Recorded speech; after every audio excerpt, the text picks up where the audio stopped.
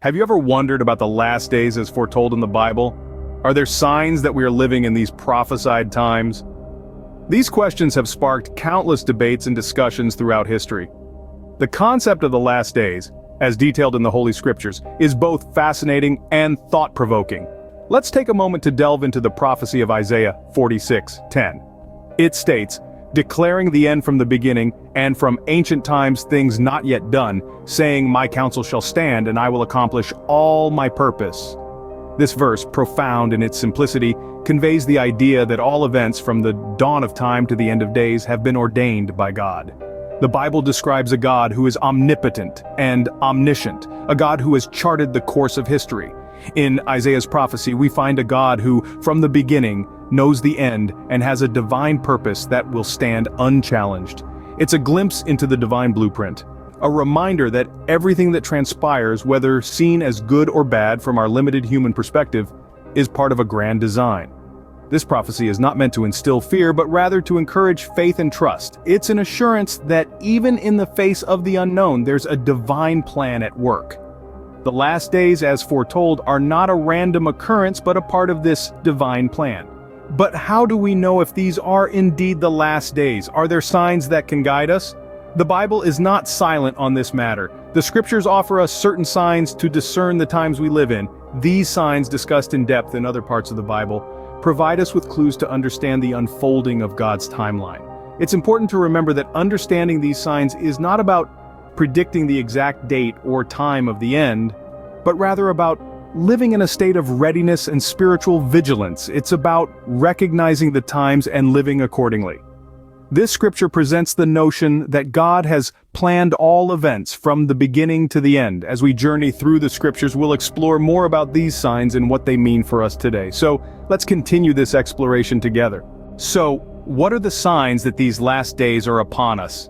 To answer this, we delve into the scriptures, specifically Matthew 24.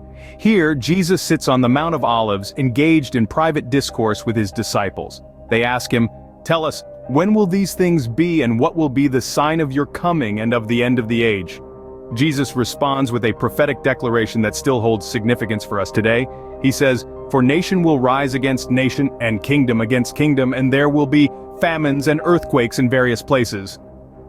Imagine, if you will, a world filled with conflict and strife, nations pitted against each other, societies crumbling under the weight of their own discord. Add to this the specter of natural disasters, famines sweeping across lands, earthquakes shaking the very foundations of our world.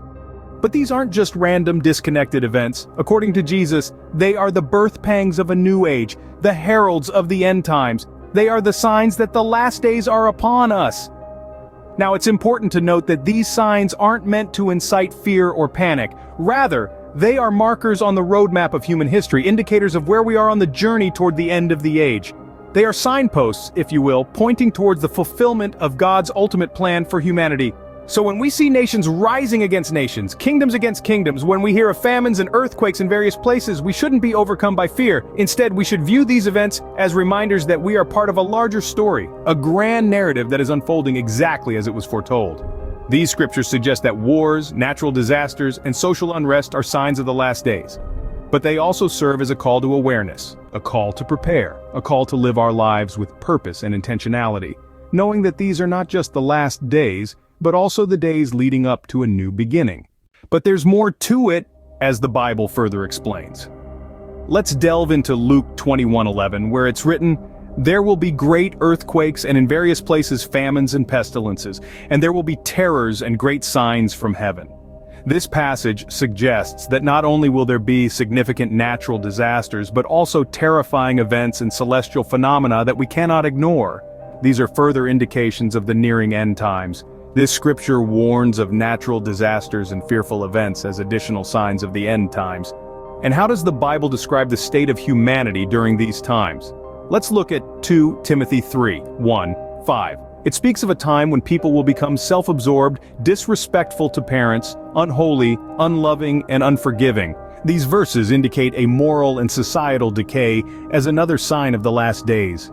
Now that we have a better understanding of these prophecies, what can we do? It's time to reflect, to prepare, and to act with wisdom and faith. Share this video with others to spread awareness. And don't forget to subscribe to our channel for more enlightening discussions about the Bible.